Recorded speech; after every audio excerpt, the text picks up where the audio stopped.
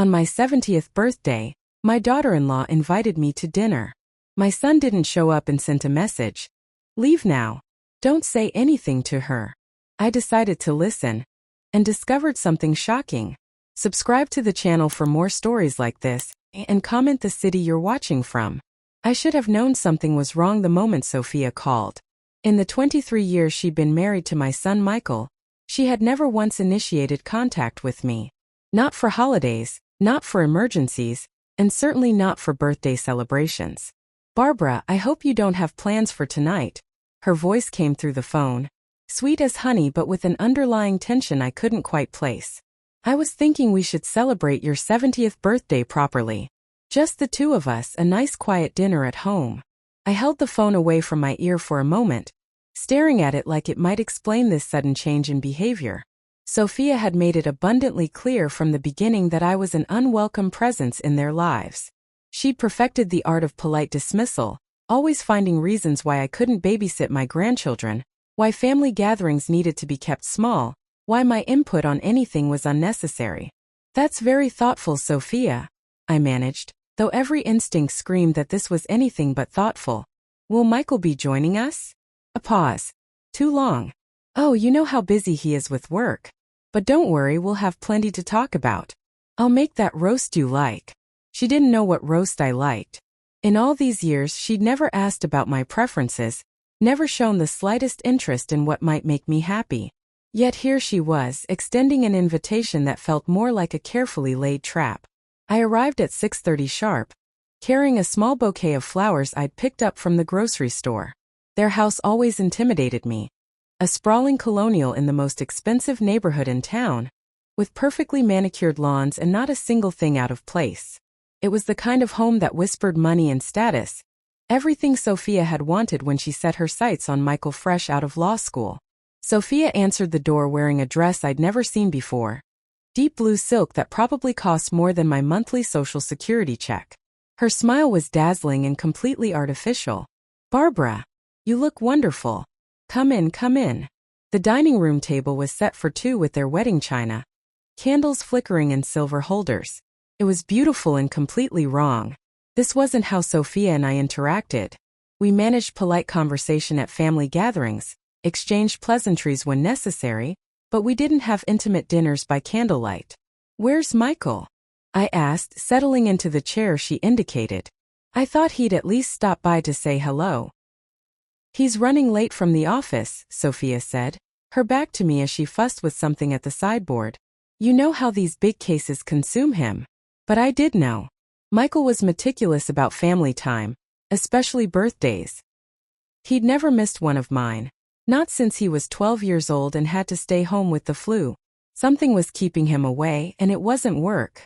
Dinner proceeded with stilted conversation about the weather, the neighborhood, anything safe and meaningless. Sophia kept checking her phone, which she'd placed face down beside her plate. Each time it buzzed, she would glance at it quickly, then return her attention to me with that same bright, empty smile. How's your health been, Barbara? She asked, cutting into her roast with precise movements. I worry about you living alone in that big house. It wasn't a big house. It was a modest ranch-style home that my late husband Frank and I had bought when Michael was in high school. But it was paid for, and it was mine, and I'd made it clear to everyone that I had no intention of moving to some sterile senior community. I'm managing just fine, I said carefully. The house keeps me busy. But surely it's getting to be too much? All that upkeep, the yard work, the repairs? At your age, wouldn't it be easier to simplify? There it was. The first hint of what this dinner was really about. Sophia had been dropping subtle comments about my living situation for months, usually through Michael. Suggestions that I might be happier somewhere with less responsibility, somewhere with people my own age. I like my independence, I said firmly. Frank and I put our hearts into that house. Sophia nodded sympathetically, but I caught something in her eyes. Calculation, perhaps? Impatience? Before I could analyze it further, her phone buzzed again. This time she couldn't hide her reaction. Her face went pale, and she grabbed the phone immediately. Excuse me for just one moment, she said, already rising from her chair. I need to take this. She stepped into the hallway, but I could hear her voice low and urgent. Not now. I told you to wait. She's still here. My blood went cold. She was talking about me, using that tone people reserve for obstacles, for problems that need to be dealt with. I strained to hear more, but she moved further away, her voice dropping to a whisper. When she returned, her composure was back in place, but something had changed. She seemed more focused now, more determined. Sorry about that. Work emergency.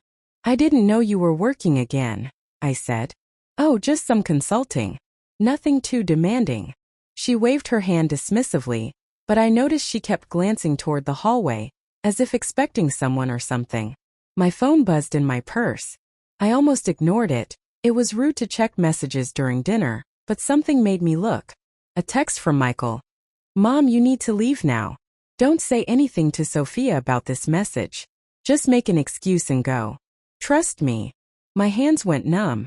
I stared at the words, reading them twice to make sure I understood. Michael was telling me to leave. Something was wrong, something serious enough that my normally diplomatic son was issuing urgent warnings. I looked up to find Sophia watching me intently. Everything all right? Actually, I'm not feeling very well, I said, which wasn't entirely a lie. My stomach was churning with anxiety. I think I might need to head home. Oh no. And we haven't even had dessert yet. But her disappointment seemed rehearsed, like she'd been expecting this. Are you sure you can't stay a little longer? I made your favorite cake. She didn't know my favorite cake any more than she knew my favorite roast. Every alarm bell in my head was ringing now. Something about this entire evening was orchestrated, planned down to the last detail. But for what purpose?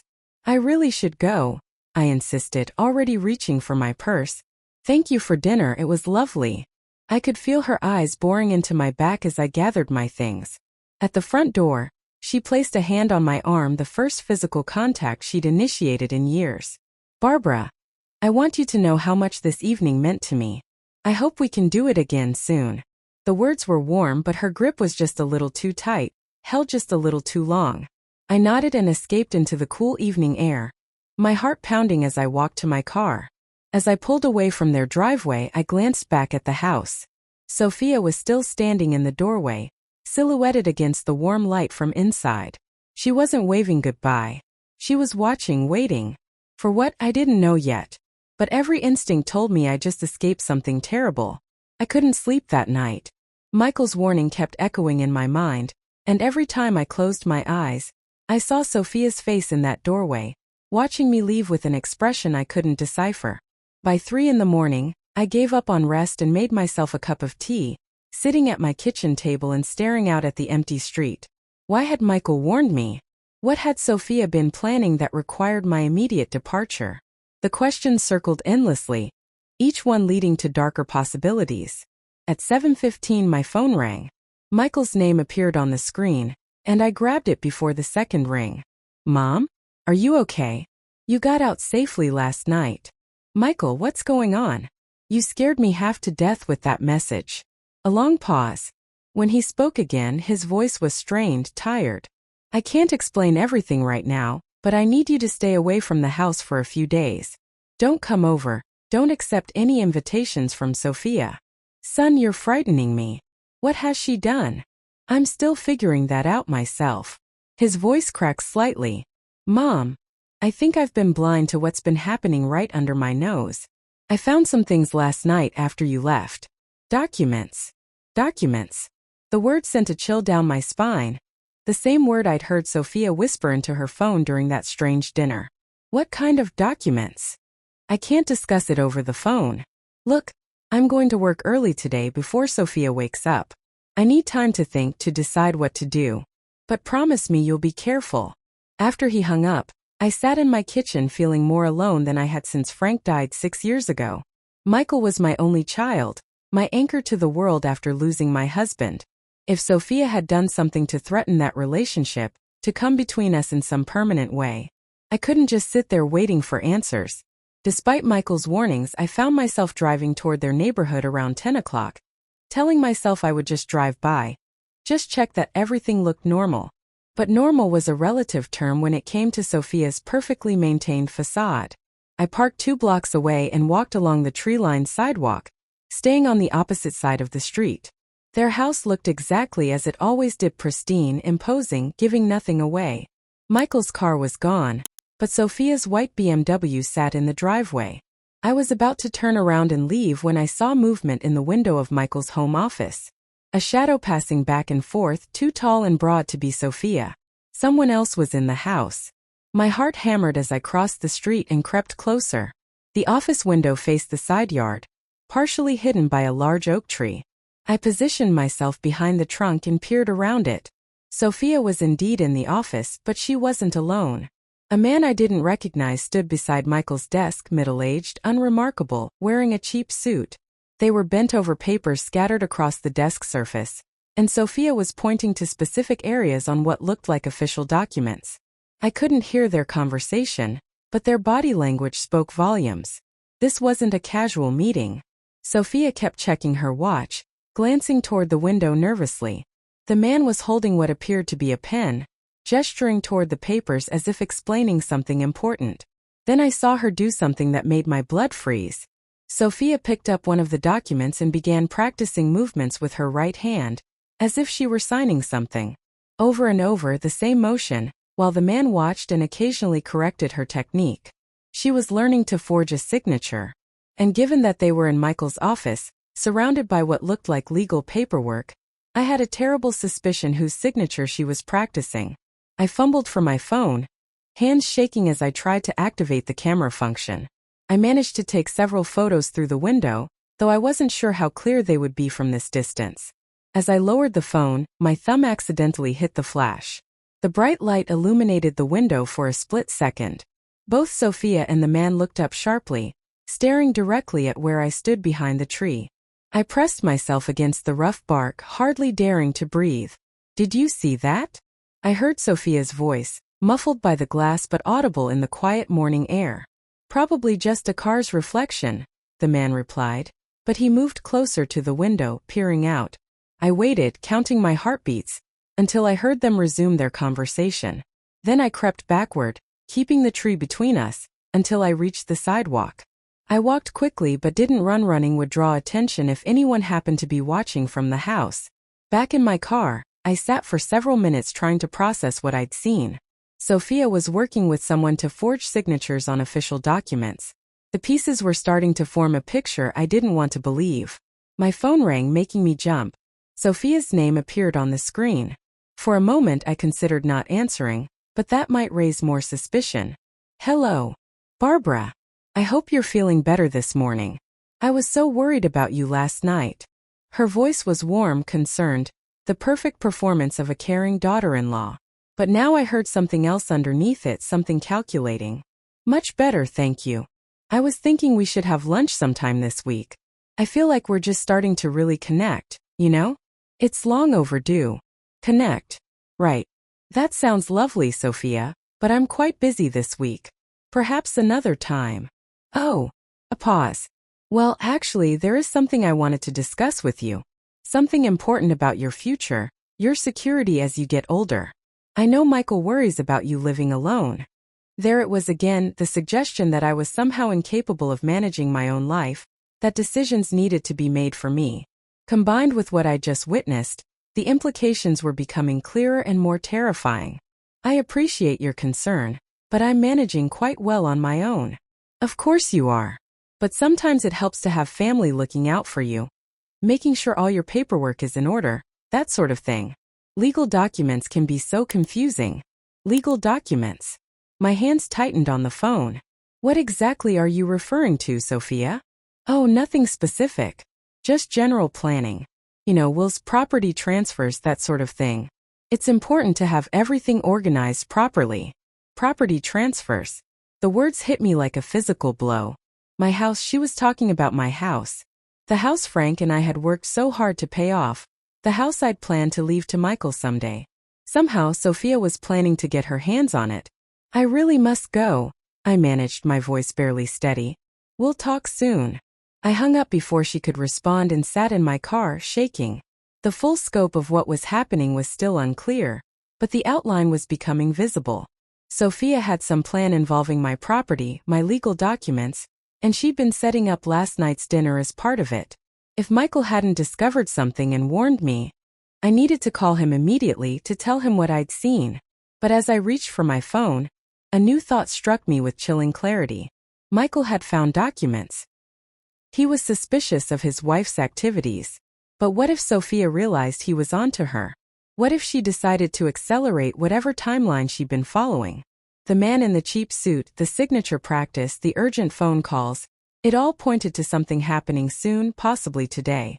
And I might be the only person who could stop it. I drove straight to Michael's law firm, my hands gripping the steering wheel so tightly my knuckles had turned white. The receptionist, a young woman I'd met at several office holiday parties, smiled warmly when she saw me. "Mrs. Patterson, how lovely to see you. I'm afraid Michael is in court this morning, but he should be back around noon." Court. Of course. Michael had mentioned a big case, and Sophia would have known his schedule perfectly. She'd planned last night's dinner knowing he wouldn't be available to interfere. "Could you please have him call me the moment he returns? It's urgent." Something in my voice must have alarmed her because her smile faded. "Is everything all right? Should I try to reach him?" "No, don't interrupt court proceedings. Just, please make sure he gets the message immediately." I left the office feeling more helpless than ever. Michael was unreachable. I had no proof beyond some blurry photos that might show nothing more than two people looking at papers, and Sophia was out there executing whatever plan she'd set in motion. I drove home and paced my living room, checking my phone every few minutes. At 11:30, I couldn't stand the waiting anymore. I needed to understand what I was dealing with, and that meant going back to get more information. This time, I parked directly across the street from their house. If Sophia saw me, I'd claim I was returning something I'd forgotten at dinner. The BMW was still in the driveway, but the strange man's car was gone. I walked boldly up to the front door and rang the bell. No answer. I tried again, then walked around to the back of the house. The sliding glass door that led to the patio was slightly open, unusual for security-conscious Sophia. I stood there for a long moment, knowing I was about to cross a line I'd never crossed before. Breaking into my son's house, even with good intentions, was a violation of trust that could destroy our relationship forever. But something told me that if I didn't act now, that relationship might be destroyed anyway. I slipped through the door into their pristine kitchen. "Hello? Sophia." I called out, loud enough to be heard if anyone was home. No response. The house felt empty, but I moved carefully anyway, my heart pounding with each step. I made my way to Michael's office, where I'd seen the morning's activities through the window. The room looked normal at first glance, too normal. Michael's desk, usually cluttered with legal briefs and case files, was completely clear except for his computer and a single folder placed precisely in the center. But when I looked closer, I could see faint impressions on the leather desk pad where papers had been pressed down hard, repeatedly. I opened the folder with trembling fingers. Inside were photocopies of documents I recognized with a sick feeling in my stomach. The deed to my house, bank statements from my accounts, my will, the one I'd had prepared 3 years ago that left everything to Michael. But there were other papers too, ones I'd never seen before. A document titled Power of Attorney, with my name at the top. Another labeled Property Transfer Agreement. And most chilling of all, what appeared to be a medical evaluation form with my name on it, stating that I was suffering from progressive cognitive decline and was no longer competent to manage my own affairs. I'd never seen a doctor about cognitive decline. I'd never signed a power of attorney. Yet here were documents that seemed to indicate both, complete with signatures that looked remarkably like mine. My phone buzzed. A text from an unknown number. "She's not at home. Check the bank. First National Downtown Branch. Hurry." I stared at the message, my mind racing. Someone was helping me, someone who knew what Sophia was doing. But who? I quickly took photos of every document in the folder, then closed it and positioned it exactly as I'd found it. As I hurried toward the back door, I heard a car in the driveway. Sophia was home. I slipped out through the patio door and crept along the side of the house, staying low beneath the windows. I could hear Sophia talking on her phone as she entered through the front door. "Yes, I have them all. No, she doesn't suspect anything. The old fool actually believed I wanted to celebrate her birthday. I pressed myself against the house's siding, barely breathing. The bank appointment is at 2 o'clock. Once the transfer goes through, we can proceed with the next phase.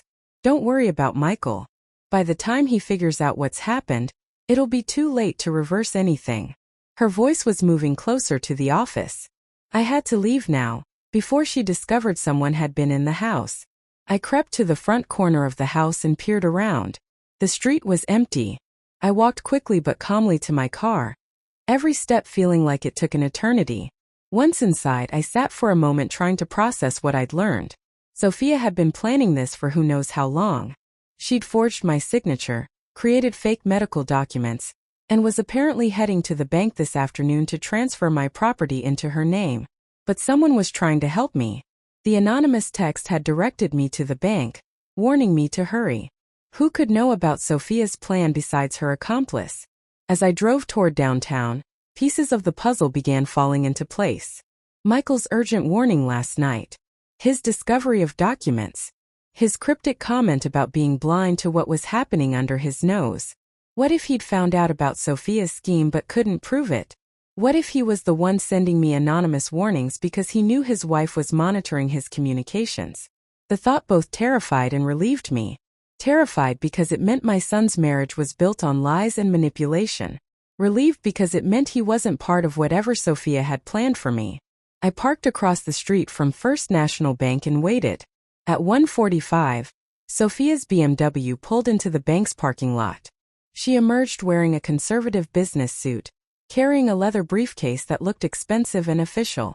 Everything about her appearance screamed professional competence, the kind of woman bank employees would trust implicitly. At 1:58, the man from this morning's meeting approached the bank's entrance. He wasn't wearing the cheap suit anymore. Now he was dressed in a navy blazer and khakis, looking like any other banking customer. They didn't acknowledge each other, but I noticed they entered the building within moments of each other. My phone buzzed again. The same unknown number. They're using forged power of attorney documents. The man is posing as your financial advisor. Call the police now. This time I didn't hesitate. I dialed 911 with shaking fingers. 911, what's your emergency? I'd like to report a fraud in progress. First National Bank on Main Street. Someone is using forged documents to steal my property. Ma'am, are you in immediate physical danger? No, but they're in the bank right now, trying to transfer ownership of my house using fake paperwork. I'm dispatching officers to your location. Can you stay on the line and describe the individuals involved? As I gave the dispatcher details about Sophia and her accomplice, I watched the bank's entrance with a mixture of fear and anticipation. After 23 years of subtle hostility and barely concealed contempt, Sophia had finally shown her true face. But I still didn't understand the full scope of what she planned, or how far she was willing to go to get what she wanted. Something told me that stealing my house was just the beginning. The police arrived within 10 minutes, 2 officers in a patrol car followed by a detective in an unmarked sedan. I met them in the bank parking lot, my hands still trembling as I explained the situation. Mrs. Patterson, you're saying your daughter-in-law is inside attempting to forge your signature on property transfer documents? Detective Rivera, a woman in her 40s with kind but sharp eyes, took notes as I spoke. She's not just attempting it. Based on what I saw this morning, she's been practicing my signature. And she has an accomplice with her, a man I've never seen before who's posing as my financial advisor. The detective looked skeptical until I showed her the photos I'd taken of the documents in Michael's office. Her expression grew more serious as she scrolled through the images. These appear to show medical evaluations and power of attorney forms. Did you sign these documents, Mrs. Patterson? Absolutely not. I've never seen them before today, and I've certainly never been evaluated for cognitive decline. One of the patrol officers returned from inside the bank. They're in a private office with the manager right now. Bank personnel confirmed they have an appointment to execute property transfer paperwork. Detective Rivera made a decision. We're going in. Mrs. Patterson, I need you to stay out here for now. If these documents are indeed forged, we'll need to handle this carefully to preserve the evidence. I watched through the bank's large windows as the officers disappeared inside. My heart was pounding so hard I could hear it in my ears. Everything depended on those documents being proven false, on the bank employees recognizing that something wasn't right. 20 minutes passed. Then I saw Sophia emerge from the private office, her face flushed with anger. Even from a distance, I could see her gesticulating wildly at the detective. The man who'd been posing as my advisor was nowhere to be seen. My phone rang. Michael's name on the screen. "Mom? Where are you? I just got a call from Sophia saying you've had some kind of breakdown, that you're at the bank making wild accusations." "Michael, listen to me carefully. I am not having a breakdown. Your wife has been forging my signature and trying to steal my house. The police are with her right now." Silence. Then quietly, "I was afraid of this." "You knew." "I suspected. Last night after you left, I went into my office to work on a brief. I found papers scattered under my desk, like someone had been working there and dropped things. When I looked closer, I recognized copies of your personal documents. I spent all night going through Sophia's things, her computer, her files." "What did you find?" "Evidence that she's been planning this for months, maybe longer. Bank account information, property records, even research into elder care facilities." "Mom, I think she was planning to have you declared incompetent and institutionalized." The words hit me like a physical blow. Institutionalized. Not just stealing my property, but stealing my freedom, my life. "Michael, how long has this been going on?" "I don't know. She's been so careful to hide it. But I found drafts of emails to lawyers, inquiries about accelerated probate proceedings. She's been setting up a scenario where you'd be declared mentally unfit, and she'd gain control of everything as my wife." Through the bank window, I could see Detective Rivera talking intently with a bank manager while Sophia stood to the side, her perfect composure finally cracking. She kept looking toward the windows and I ducked lower in my car seat. "Where are you now?" I asked Michael. "On my way to the bank. I left court early when I got Sophia's call. But Mom, there's something else. Something worse. Worse than this. She's not working alone. I found communications with someone named David Chan. He's the man she's been working with. But there are others involved too. This isn't just about your house." "What do you mean?" "I think she's been doing this to other people. Elderly people in our neighborhood. Mrs. Henderson next door to you sold her house last month to a cash buyer and moved into assisted living suddenly.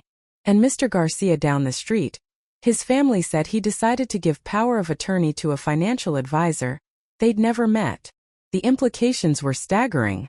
Sophia hadn't just targeted me because I was her mother-in-law. She'd been running some kind of systematic operation, preying on older people in the community." "Michael, you need to tell the police about this when you get here." "I'm already calling them." "And Mom? I'm filing for divorce today. Whatever else happens, I want you to know that I'm on your side. I should have seen this sooner." After he hung up, I sat in my car watching the drama unfold inside the bank. 2 more police officers had arrived, and I could see them talking to bank employees, presumably checking the validity of the documents Sophia had presented. My phone buzzed with another text from the unknown number. The accomplice ran out the back exit when police arrived. He's in a gray Honda Civic, license plate 7GR9482, heading north on Pine Street. I immediately called Detective Rivera's number, which she'd given me before going inside. She answered on the first ring. "Mrs. Patterson, we have Sophia in custody on suspicion of fraud, but her accomplice got away. I just got information about him. Gray Honda Civic, license 7GR9482, heading north on Pine Street." "How did you get that information?" "Someone's been sending me anonymous tips all day. Someone who knows what's happening." There was a pause. "Mrs. Patterson, we're going to need you to come in and give a full statement, and we'll need to examine your house for any evidence that documents were forged there." "Of course. But Detective, my son thinks this goes beyond just me. He believes Sophia has been targeting other elderly people in our neighborhood. We'll investigate that too. Right now, though, we need to focus on building a solid case against your daughter-in-law." As I waited for the detective to finish processing the scene, I thought about the anonymous tipster who'd been helping me. Someone had known exactly what Sophia was planning, had guided me to discover the evidence, had even tracked her accomplice's escape route. But who? Michael arrived 20 minutes later, his face pale and drawn. He looked like a man whose entire world had just collapsed, which I supposed it had. 23 years of marriage, 2 children. A life built on what he'd thought was love and partnership. "Mom, I'm so sorry," were the first words out of his mouth. He pulled me into a hug that felt like the ones from his childhood, desperate and trusting. "This isn't your fault, sweetheart." "But it is. I brought her into our family. I ignored the signs, dismissed your concerns over the years. I chose her over you so many times. You didn't know who she really was. Didn't I, though?" Looking back, there were so many red flags. The way she talked about money, about older people being burdens. The way she'd research our neighbors' financial situations like it was casual conversation. I told myself it was just social awareness. Detective Rivera approached us as we stood beside my car. "Mrs. Patterson, we've arrested Sophia Chun on charges of fraud, forgery, and identity theft. The bank manager confirmed that the signatures on the documents don't match their records for your account." "Chun? Her name is Patterson. Apparently, she's been using multiple identities. Sophia Chun is her legal name. She never actually changed it when she married your son. We're discovering she has quite an extensive background in financial fraud." Michael's face went even paler. "Who did I marry?" "Someone who saw you as a means to an end," the detective said gently. "A respected lawyer with access to elderly clients, community connections, and a trusting nature. Mrs. Patterson, I think you were always the primary target. Everything else, the marriage, the family, the life she built here, was just positioning herself to get to your assets." The thought was almost too enormous to process. 23 years of my son's life, stolen by someone who'd never loved him at all. 2 grandchildren whose mother was now in police custody. A family destroyed by greed and manipulation. But as devastating as the truth was, it was still the truth. And for the first time in years, I felt like I could breathe freely. 3 days after Sophia's arrest, I finally learned the identity of my anonymous helper. I was sorting through the mail when I heard a tentative knock at my front door. Through the peephole, I saw a young woman I didn't recognize, probably in her early 30s, with short dark hair and nervous eyes. "Mrs. Patterson? My name is Elena Vasquez. I'm the one who's been sending you those text messages." I opened the door cautiously, studying her face. She looked familiar somehow, though I was certain we'd never met. "Please come in. I've been wondering who was helping me." She stepped into my living room, wringing her hands. "I work at First National Bank. I'm a loan officer there." When I saw Sophia come in with those documents, something felt wrong immediately. "What made you suspicious?" "The medical evaluation forms. My grandmother went through something similar 2 years ago. She really did have dementia, and I helped handle her affairs. The documents Sophia presented looked official, but the language was wrong. Too generic. And the doctor's signature looked practiced, if that makes sense." I nodded, understanding. "So you decided to help me?" "Not at first. I almost let it go. It wasn't really my business, you know? But then I remembered seeing you around town at the grocery store, the library. You didn't act like someone with cognitive problems. You seemed sharp, independent. So I started paying attention to what Sophia was saying during her meetings with our manager." Elena sat on the edge of my couch, still nervous but determined to tell her story. She'd been coming in for weeks, asking hypothetical questions about estate transfers, power of attorney procedures. Always very careful to make it seem like academic interest, like she was helping a friend navigate the system. "How did you get my phone number?" "Bank records. I know I could lose my job for this, but when I saw her practicing signatures in the parking lot before her appointment, I knew I had to do something." "You saw her practicing?" "Through the window. She sat in her car for 10 minutes, signing paper after paper, checking each signature against something she had on her dashboard. That's when I texted you the first time." The pieces were falling into place. Elena had risked her career to help a stranger, because her instincts told her something was wrong. I felt a surge of gratitude mixed with concern for what this might cost her. "Have you told the police about your involvement?" "Yes, Detective Rivera interviewed me yesterday. She said my testimony would be crucial for the case, but she's also concerned about my job security. Bank management isn't happy that I access confidential information, even to prevent fraud." Before I could respond, my phone rang. Michael's name appeared on the screen, but when I answered, it wasn't his voice I heard. Hello, Barbara. Sophia's voice was cold, controlled, nothing like the sweet tone she'd used during our dinner 3 nights ago. I think we need to talk. My blood went cold. How are you calling me? Aren't you in jail? Released on bail this morning. Amazing what a good lawyer can accomplish. I'm calling from Michael's phone, by the way. He's indisposed at the moment. Elena saw my expression and moved closer, concern written across her face. What do you want, Sophia? I want you to drop the charges. Call the police, tell them you made a mistake, that you're confused and didn't understand what you were signing. Blame it on your age, your failing memory. And why would I do that? Because if you don't, Michael is going to pay for your stubbornness. He's here with me right now, and he's not feeling very well. My hand started shaking. What have you done to him? Nothing permanent. Yet. But Barbara, you need to understand something. This isn't just about money anymore. You've humiliated me. Cost me everything I've worked for. The least you can do is clean up the mess you've made. Elena was already pulling out her phone, presumably to call the police. I nodded at her to go ahead. I'm not dropping anything, Sophia. And I'm calling the police right now. I don't think you want to do that. You see, Michael had a little accident. He fell down the stairs at our house. Hit his head pretty hard. These old colonial houses have such steep staircases, don't they? Accidents happen so easily. Terror flooded through me. If you hurt him. I haven't hurt anyone, Barbara. But accidents can happen again. Especially to elderly people who live alone in houses with loose floorboards, faulty wiring, gas leaks. You'd be surprised how many senior citizens die in preventable home accidents every year. The threat was clear.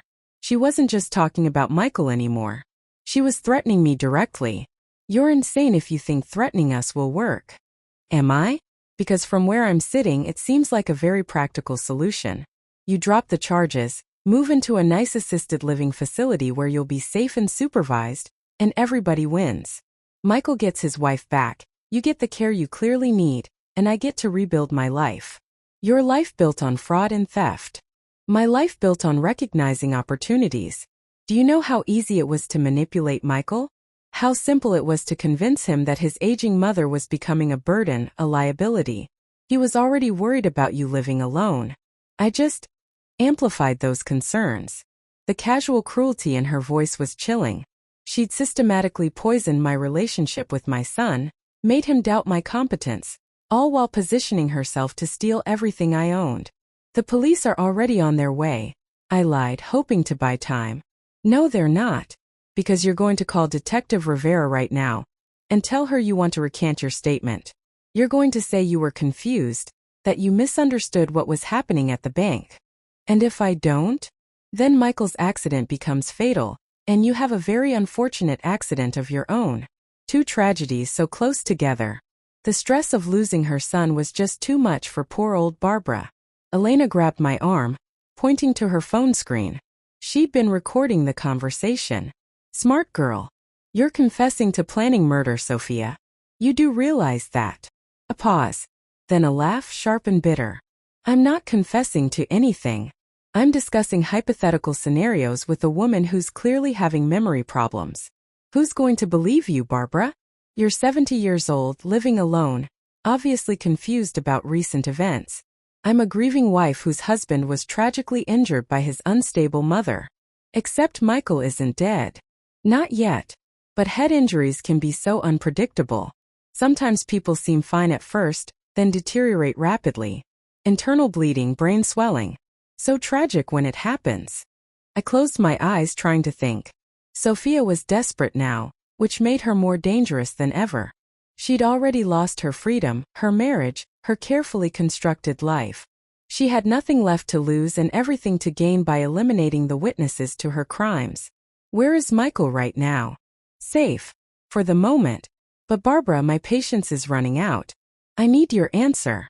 Through my living room window, I saw a police car pull up to the curb.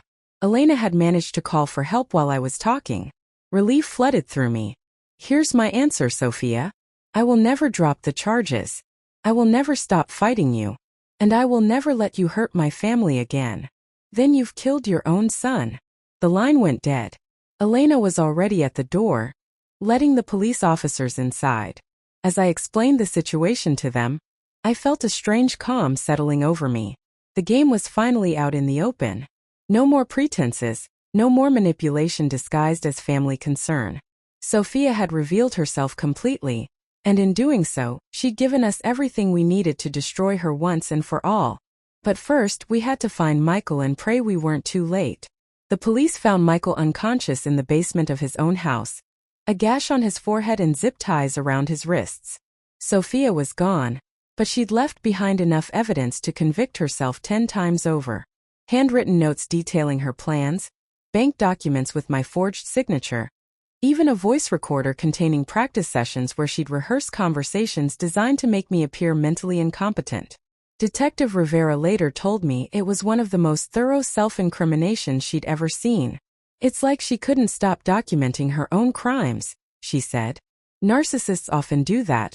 They're so proud of their cleverness they have to record it. Michael spent 2 days in the hospital for observation, but the head injury wasn't as serious as Sophia had wanted me to believe. The doctors said the zip ties and the staged fall were meant to create the appearance of a more severe accident than had actually occurred. Even her threats had been calculated manipulation. She never intended to kill me, Michael said as we sat in his hospital room. She needed me alive to maintain her cover story. I was more valuable to her as a confused, grief-stricken widower than as a murder victim. But she would have killed me. Without hesitation. His voice was flat, matter-of-fact.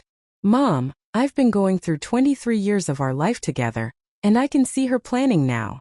Every conversation about your independence, every suggestion that you might be safer in assisted living, every time she offered to help with your finances. She was setting up a narrative. How long do you think she's been planning this? Since our wedding day, probably. Maybe even before. I found emails going back years, communications with the man she was working with. David Chen, he's her cousin, by the way, not just an accomplice. They've been running variations of this scam in different cities. The scope of Sophia's deception was staggering. She hadn't just married Michael for love, or even for financial security. She'd married him as part of a long-term criminal enterprise, positioning herself to eventually steal everything his family owned. There's something else, Michael said, his voice carefully controlled. The kids. My heart stopped. Sarah and James, my grandchildren, now 15 and 13. In all the chaos, I'd barely thought about how this would affect them. They're not mine, Mom. What do you mean? I mean, they're not biologically mine. I had some blood work done after the arrest just to, to understand who I'd really been living with. The doctor ran a paternity test. Sarah and James aren't my children. The betrayal was so complete, so devastating that I couldn't find words. Not only had Sophia stolen 23 years of my son's life, she'd built that life on a foundation of lies so profound that even his children weren't real. Do they know? Not yet. They're staying with Sophia's sister right now, until we figure out what to do. But Mom, here's the thing, I love them anyway. They may not be my biological children, but I've raised them. I've been their father in every way that matters. Of course you have. So I'm going to fight for custody. I don't know if I'll win, given that we're not related by blood, but I'm going to try. They're innocent in all this. They don't deserve to suffer because their mother is a sociopath. 3 weeks later, Sophia was sentenced to 12 years in prison. The evidence against her was overwhelming, not just for what she'd done to us, but for similar crimes committed against at least 6 other elderly victims over the past 5 years. Elena's testimony about the forged documents was crucial, and thankfully, the bank had decided not to fire her. In fact, they promoted her to head of fraud prevention. But the real resolution came 2 months after Sophia's sentencing, when Michael called me with news that changed everything. Mom, you need to sit down for this. I just got off the phone with a lawyer in Oregon. Oregon? Why? Remember how we could never figure out who was helping you? The anonymous texts, the person who knew exactly what Sophia was planning. Elena explained that. She was watching from the bank. Elena explained part of it. But she wasn't the one tracking Sophia's movements, wasn't the one who knew about the accomplice's car. That was someone else. I waited, my heart beating faster. It was Sarah. Sarah? But she's only 15. And apparently much smarter than any of us realized. She's been suspicious of her mother for years. She knew something was wrong with the way Sophia talked about you, the way she researched our neighbors' financial situations. So she started documenting everything. How? She'd been secretly recording her mother's phone calls, taking pictures of documents, even following her to meetings. She created fake social media accounts to track Sophia's associates. Mom, she built an entire surveillance operation from her bedroom. The image was almost impossible to process. A 15-year-old girl, protecting her grandmother from her own mother's criminal schemes. Why didn't she just tell you what was happening? Because she knew Sophia had convinced me that you were becoming incompetent. She was afraid I wouldn't believe her, or that I'd tell Sophia what she suspected. So she decided to help you directly instead. But how did she get my phone number? Same way Elena did bank records. Sophia had copies of your financial information at home, and Sarah photographed everything. She's been planning to expose her mother for months, just waiting for the right moment. Where is she now? Flying here tomorrow. She ran away from her aunt's house in Oregon and called me from the airport. She says she wants to come home, that she's tired of hiding what she knows. The next day, I met my granddaughter properly for the first time in years. Sophia had gradually limited my contact with the children, always finding reasons why visits needed to be short or canceled entirely. Now I understood why. Sarah looked like her father at that age, serious, determined, with Michael's stubborn streak in my grandmother's sharp eyes. "Grandma Barbara," she said when she saw me, and then she started crying. Not the dramatic tears of a teenager, but the deep, exhausted sobs of someone who'd been carrying an enormous burden alone.